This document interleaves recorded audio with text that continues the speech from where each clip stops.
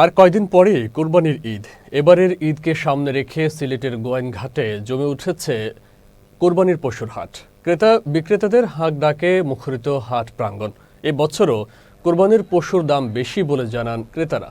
সিলেটের গোয়াইনঘাট উপজেলার রাধানগর, গোয়াইনঘাট সদর, হাদারপাড় বাজার এবং জাফলং বাজার সহ প্রায় অর্ধশত স্থায়ী হাটের পাশাপাশি রয়েছে অনেক অস্থায়ী পশুর হাট।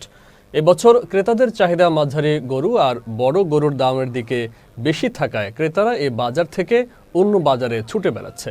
বিক্রেতারা বলছেন, অন্যান্য বছরের চেয়ে এবছর গোখাদ্যের মূল্য বেশি হওয়ায় উৎপাদন ব্যয় বেড়েছে অনেকটাই। এর ওপর যদি ভারত থেকে আসা গরু কোরবানির হাট বাজারে অবাধে বিক্রি হয় তবে লোকসানের আশঙ্কা করছেন গো খামারিরা।